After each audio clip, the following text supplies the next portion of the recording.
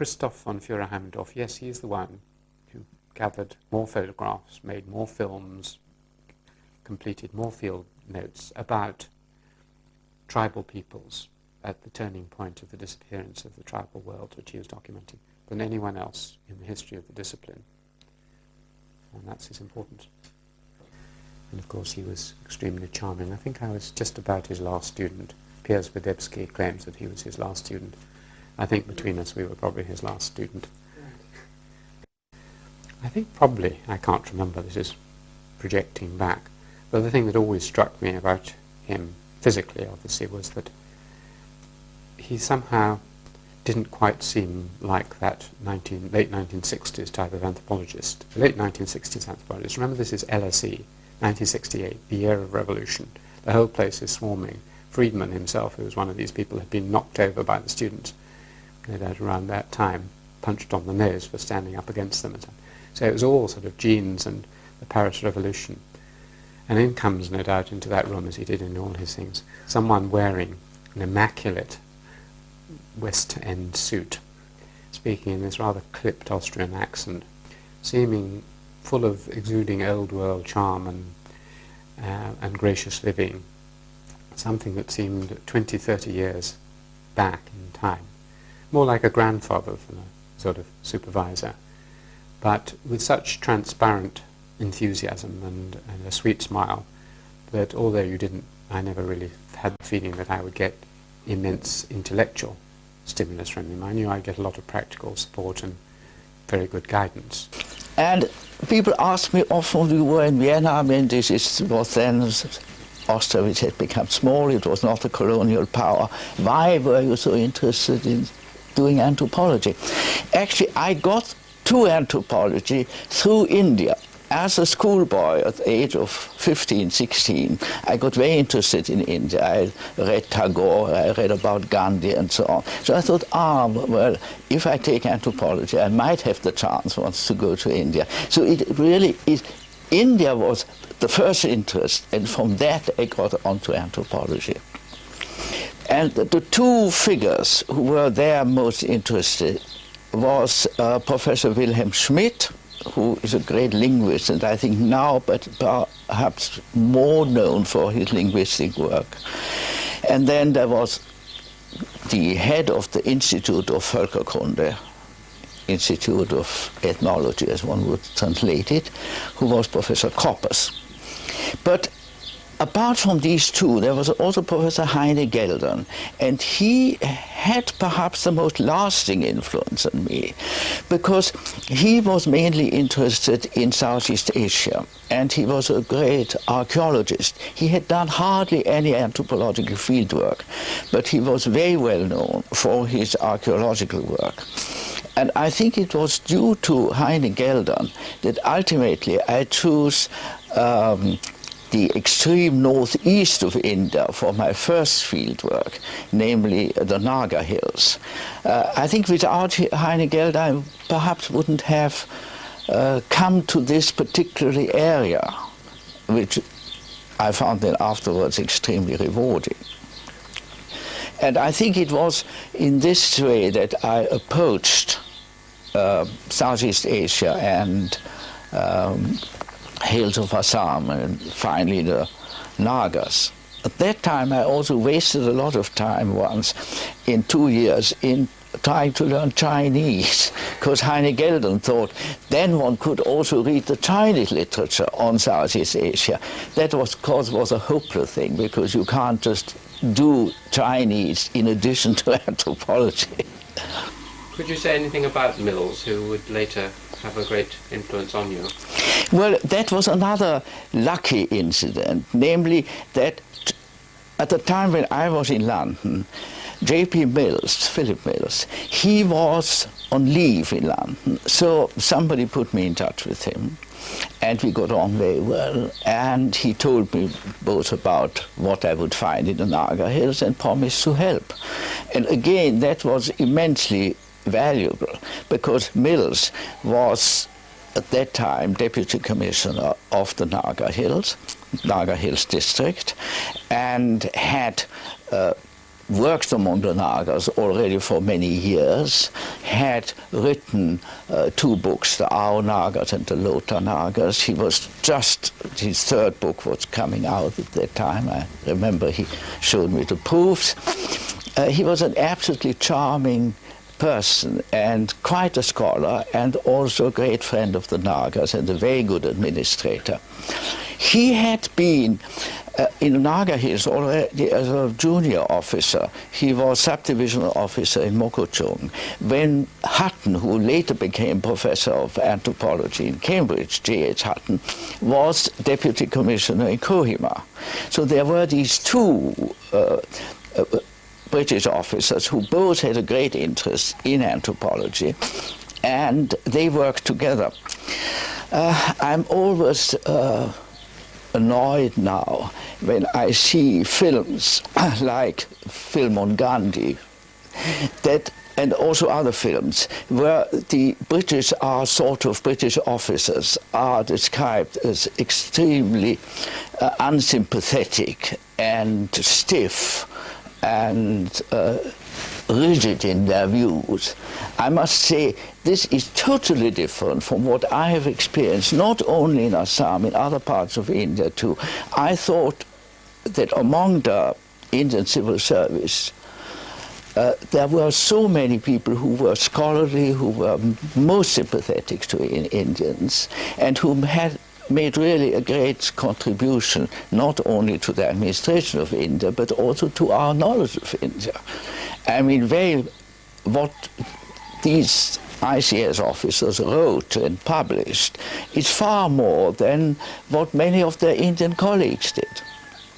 The Konyak Nagas, as I knew them in 1936 or 37, had not been under any mission influence.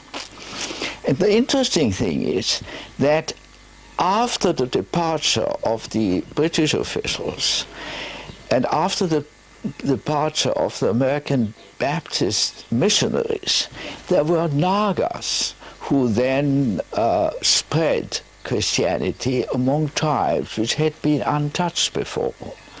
And the Konyak Nagas were one of those tribes. And I remember in the village called Wokching, where I had spent most of the time when I was first working there, the people told me, well, you know, since Christianity came in, we have given up many of our old rituals and festivities. But we aren't really Christians either, so now we are nothing. I mean, we have lost our old religion, and we haven't adopted a new one. Well, I asked him why he spent so long in the field, or rather, I chided him. It was very arrogant of me. But I met him after one of his trips. He got a rather I think people were envious at SOAS because towards the end, as professor, he seemed to be off a lot and left other people to run the place while he was away. He didn't find it too difficult to find fieldwork expenses, and he loved fieldwork, and so he would go away every year for a period. And I asked him once, I said, Professor Haimendorf, I don't think I ever addressed him in those days as Christoph, Professor Haimendorf, why do you gather all this data which you haven't yet analysed, because you've got all the results of your previous fieldwork trips and all these diaries and so on. The ratio between, so to speak, reading or gathering data and analysing and processing it seems to be going askew. And he sort of smiled and said, yes, I know, but I just love fieldwork. And one day I hope I'll get time to actually analyse it, but it's so interesting gathering it. So that's why he did it. I mean, he just loved it. I mean, why he loved it was that he was finding out new things. And there's thousands of notebooks filled with scribblings. To do all that, page after page at the end of long days in the field, when it's very tiring, and requires both great self-discipline, which he had, but also enormous curiosity. I mean, a lot of the facts he noted down are extremely boring in themselves. I mean, why should he fill page after page as to how many yaks or buffaloes or methane or eggs or whatever it was each family should have, or all that work even in the area that you've worked in, Mark, you know, sort of household census data repeated again and again. A lot of it's quite dry, but it wasn't done just because he thought it would be useful. He actually wanted to know how many sons and daughters and when they were married and who they married to and what clans they came from. During your fieldwork, you suddenly received a message that J.P. Mills was going to go on a punitive expedition into an area in to the Patcoy Hills. Could you perhaps tell us about something about that mission? The expedition was that those two villages which had refused to give up any of those captives and had taken the captives away with them, they were set on fire. Of course, that sounds worse than it is, because these houses are built of bamboo and thatch and so on. They can very easily be rebuilt. It's not like burning a village with solid houses. And in order to get them to see that government is really serious about pursuing their aim of getting these captives back. And we got them back. I mean, Mills got them back. So they were freed. And from the poles in the village, you took off a basket full of heads, which no one would be prepared to carry, and therefore you had to carry them back yourself. Yes, they had hung up in good Naga fashion the heads of their enemies, and they were not, fortunately, not absolutely fresh heads. I mean, they had still hair and skin on, but the hair and skin were dried and so on. And as I was then collecting for a museum, I wanted to have those head trophies, and I found a basket in one of the deserted houses, put them in. But then none of the Nagas who had come with us wanted to carry that basket, because they said, well, we carry heads which we have taken and so on, but we don't really know what the ritual position of those heads is, and it might be quite dangerous for us, so I had to carry those heads myself. And that, he was a sort of data gathering human being because of his enormous curiosity and the way the world worked. And that's why he, as with all these such people, that's why he worked in so many places, I think, because if, and that's one of the reasons for his importance, there is no living anthropologist, and as far as I know, no dead anthropologist who has ever worked in so many different societies at such depth. If you take Raymond Firth, he worked in 2, Tikapir in Malaysia. If you take Evans Pritchard, he worked in 3. If you take Edmund Leach, he worked in 2. if you take Jack Goody, he's worked in a couple in West Africa and, of course, historically around the world. Shapiro worked in 2 or 3, and so it goes on. Margaret Mead worked in maybe 3 or 4, maybe 4 or 5, but 10, which is the minimum that you could say for Christoph, and not just superficially as a traveller, but getting down into their social structures and systems. So even on the Nowar, his article on the Nawars is pretty good. Wherever he went, he could get immediately to a middling level. I mean, he knew what to ask and he knew how to note it down. So there's the width and diversity and the curiosity. Yes, we'll go on to talk about the problems of tribal people being in their contacts with the major civilization. I wanted to just go back though to your first arrival among the Apatanis. You said that this was more dangerous in many ways than the trip to the Nagas, but it seems to have been a partly self-imposed danger in that, against the advice of almost everyone, you set off unarmed without any escort, armed escort, because the government wanted you to take masses of Gurkhas with you. Also with your wife Betty, who before in your previous fieldwork you hadn't been married, you're now married. So you took a white woman and yourself unarmed into these hills. Why did you decide to do that? Well, I decided to do that very much against great opposition on the part of the government of India, because they said nobody ever went into those hills unarmed. And we don't take any responsibility. If you want to take your wife with you, you must sign that it's on your own responsibility, etc. But I thought, if I go into an area which had no contact with the outside world, and I arrive with an escort of Gurkha soldiers, there is just no chance of establishing any kind of friendly relations. So you have to take a little risk. And to go in alone, unarmed, and also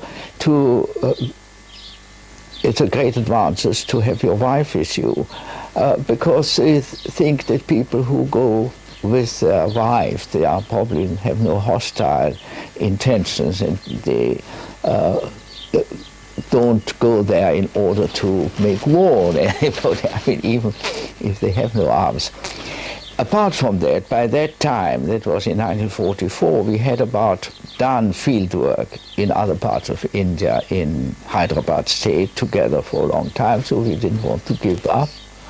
And so it was for personal reasons as well as for reasons of really diplomacy, because that was made it possible to go to people who were quite, one might say, quite wild, in the sense that they had a lot of feuds among themselves, without getting very much involved. Could I ask you, before we go look at the Sherpas themselves, I noticed that you dedicated your book on the Sherpas to your wife, Elizabeth, and you mentioned her frequently. You said she helped gather the statistical data and she helped you in the medical work and so on. I wondered if you could say something about her part in your anthropological field work.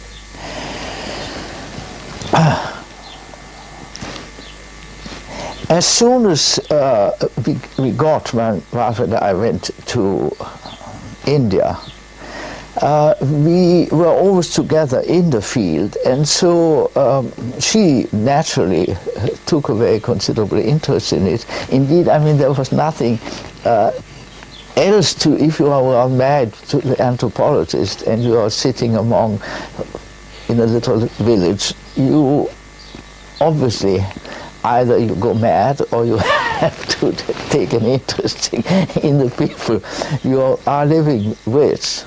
So it is very difficult to say really what the one or the other contributes. I mean, I did the more sort of professional part of it, but she also was made perhaps partly the public relations work. I mean, she always treated anybody who, I mean, people who were sick or had any problem, and distributed medicine and so on. So I think it was quite an important cooperation in the field.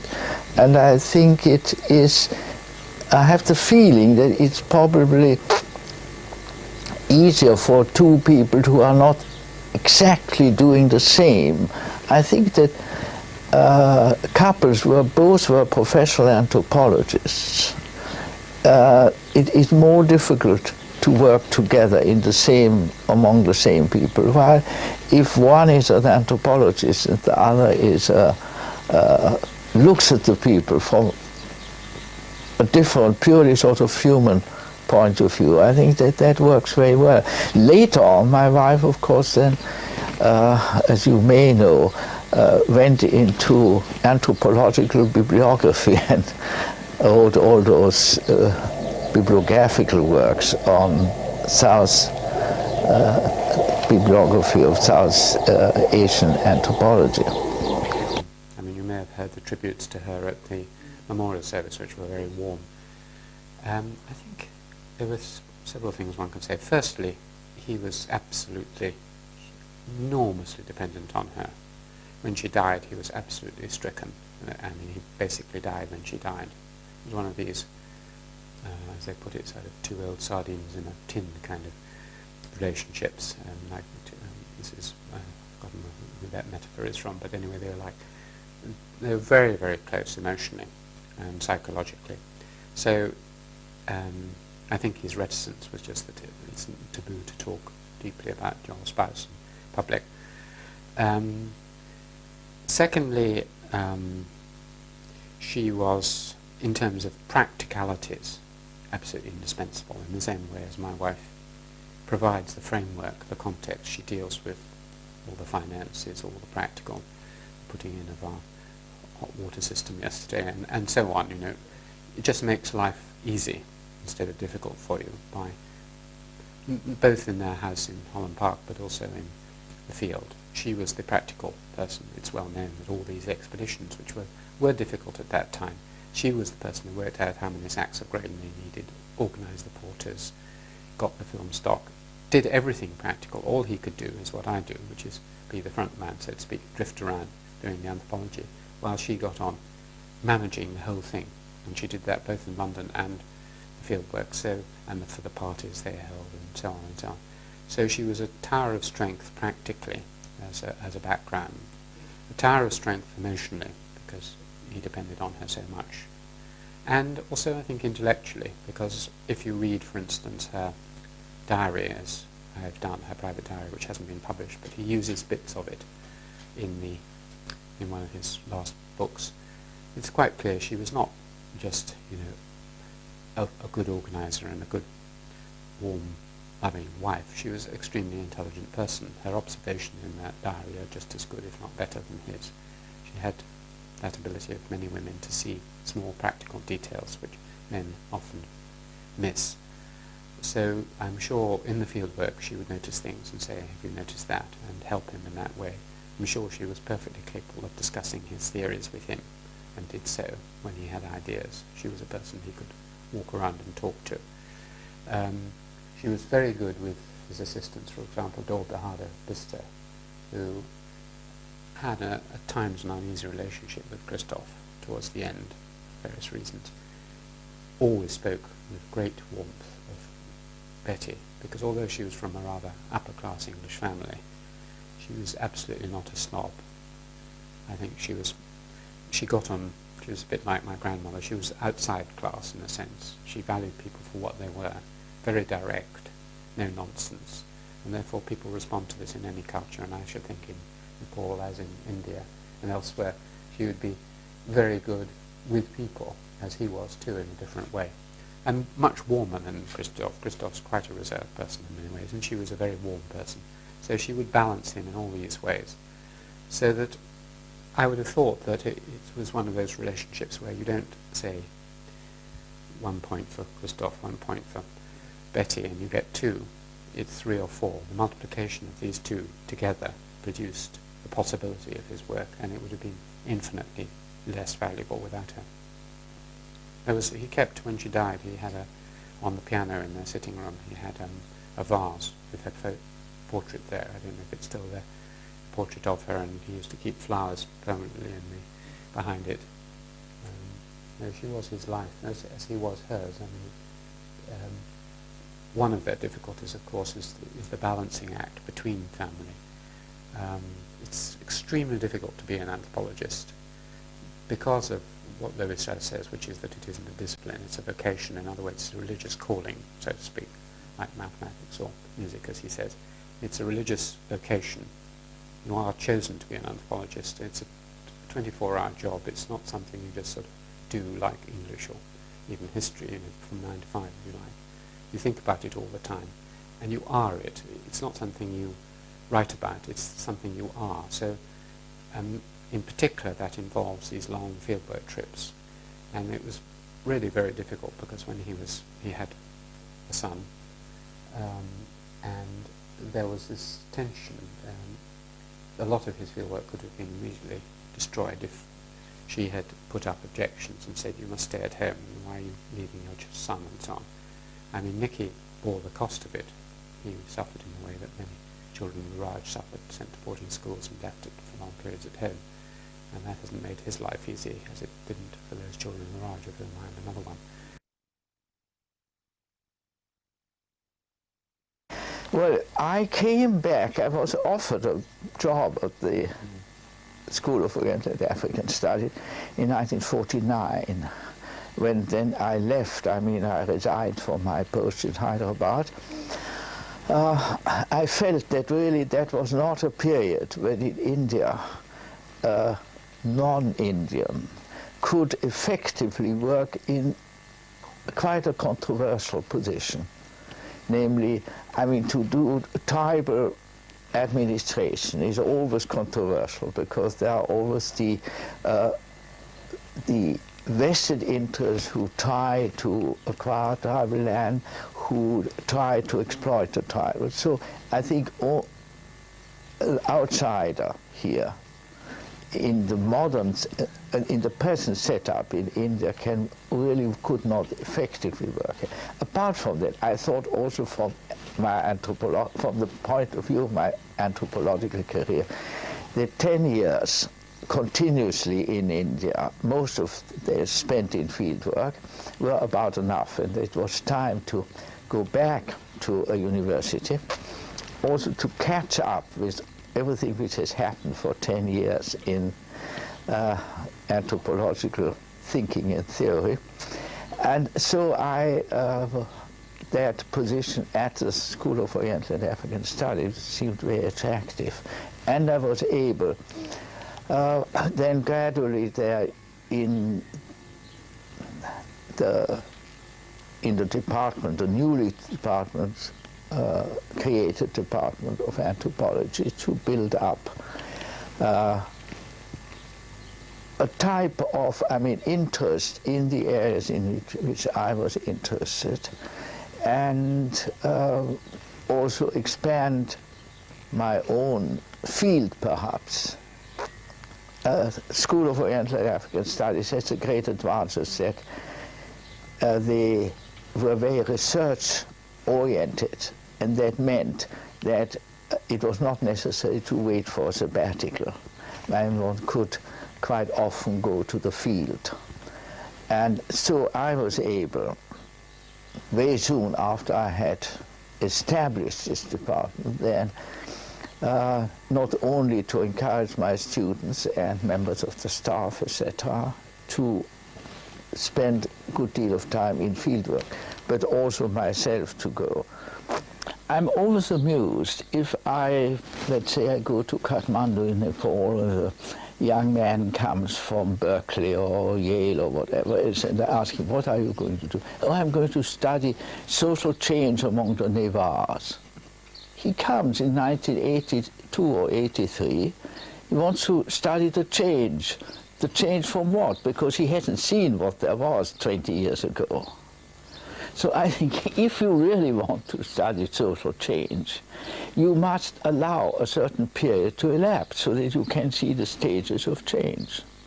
Now, I think it is very revealing to go back to the same society, see a different generation, possibly also the same people, and see how are they when they are 30 years old or 40 years older. Because we don't remain the same.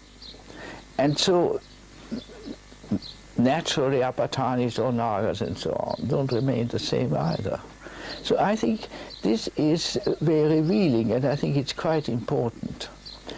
I'm always rather surprised that on the whole relatively few anthropologists have done that. There are some who have, but the urge among senior anthropologists to go back to their own areas doesn't seem to be very great. It's particularly noticeable, for instance, among Indian anthropologists who are so near, and for them there's no expensive airfares and so on. They could easily sort of monitor the development of one society over a long period. But it's not done much. I think people find it perhaps a bit boring because they know what you expect. But I don't think it's boring. It might be depressing because you go back and you find they were much better off 20 years ago and now they're worse off. Or the very depressing people who were beautifully dressed in their originally dress, and now you all see them in jeans and bush shirts. But even that, of course, is an observation which is relatively perhaps important if we talk about even diffusion. I mean, diffusion of Western customs, diffusion of Western dress, of all that. And there we have the possibility of seeing it with your own eyes. So I think I think it's important. Of course, there's one factor, it is one has to live long enough. And you can't say somebody who dies at 35, he can't go back in his next reincarnation, perhaps. What was the social media? Well, I think this was one of the rather nice things about it. I mean, on the one hand, you have this man who, quite a young age, goes out and lives with naked Nagas, half-dressed, supposedly illiterate savages. He's in the period of racial superiority of Western societies. He goes out, he's come from Vienna, from the opera, from high culture, he's a count, etc., etc. He goes out there and lives in a little hut, forms the deepest friendship of his life, and really loves it and shows no patronizing attitude at all. He doesn't think these people are inferior in one respect or in any respect. They are exactly the same as him. They're just other human beings who face all sorts of problems and whom he's interested in, who have a lovely, warm personality and sense of humour. He loves being with them. He finds it a delightful experience and is very sad to leave. He comes back, and this happens again and again. He does all this rough trekking in Nepal, and he lives among hunters and gatherers among the Chenchus and the Apatanis. He goes out, becomes a Boy Scout, so to speak, lives in these little remote areas. Then he comes back, and he comes straight into high culture. I mean, he loved opera. He went to Salzburg every year for quite a long time. He was obviously very distinguished. He was constantly being invited to parties at various embassies, the Nepalese embassy, the Indian embassy, this and that. He was constantly involved in receptions. When he was deputy director of SOAS, he was no doubt holding receptions. I went to a couple of garden parties when I was a student, which he would invite all the students and staff at SOAS and so on. So he was perfectly suave. He was, it was a world of swilling sherry and chatting about Wagner and so on. And I'm sure he did a lot of that when he was in London. I mean, he would go to art galleries, no doubt, and he listened to opera and he read good books, and it was high culture all the way, and lots of socialising. He wasn't inhibited or interned, and no doubt lots of dinner parties and everything. From the very beginning, I always took still photographs, and I took quite a lot of photographs, always. So that, of course, these records are in existence now. Then I had all those hardback reporter diaries, and they still, not diaries, ordinary for the current fieldwork. I had also large diaries, also hardback, which I wrote, where I wrote every evening a diary. But otherwise, these reporter notebooks, they are still in existence now. And so even those notes which I did not use, for instance, we talked before that I did some work among Bondos and Gadabas, Austro-Asiatic speaking people in Orissa. Now I didn't publish much about them, I think 2 articles, but the notebooks are there. And I recently went back to the same village after 40 years. And the people say, oh yes, can you remember you camped under those trees there? And then, of course, when you go back, it is absolutely invaluable if you have your, let's say, the house list. When I went now to Sherpa village, Kumjo, so 92 houses. Now, I took my old notebook with me. And I said what had happened to Konji Chumbi, what had happened to Dorji Muktu, what had happened to his son, because I had all that there. So I could, in a very rapid time, I mean very rapidly, I could reconstruct, so to say, what had happened in between to those families. So it's very important to keep your notebook and not to keep your notes on loose pieces of paper or type it out and on loose. You have to have something which is fairly solid, because none of us are so terribly careful with pieces of paper. But if you have it in solid notebooks and then diaries, of course, you can really keep it over a long period. Whether it is then very useful for other people, it may be in 50 or 100 years' time. I mean, if it's kept in a library, in an archive, may be useful. I doubt whether anybody would be very interested reading such things after 10 years. Although I have, when I suggested to students, my own students, to go to a particular place in Nepal, I usually lent them my notebooks for a few weeks, so that they could take note of that and knew what might be interesting and what they might, for what they may look. So Christoph struck me as this urbane Austrian count, which I knew he probably was, dressed to fit the part, the accent to fit the part.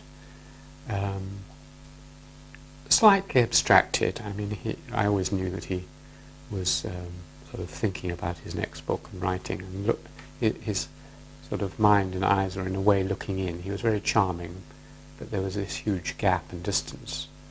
He wasn't the sort of person who would hug you exactly or rush up to you, but oozing charm from every pore, but not oiling his way across the floor. He was just Christoph. So he had very good sort of power of observation without being an anthropologist. But he was a remarkable man, there's no doubt about it. Well, I think that would be a very good epitaph for you as well, Christoph, as we're ending. A remarkable man who was an intrepid traveller and wrote books of great power and interest. Thank you very much indeed for speaking to us. Thank you. Thank you.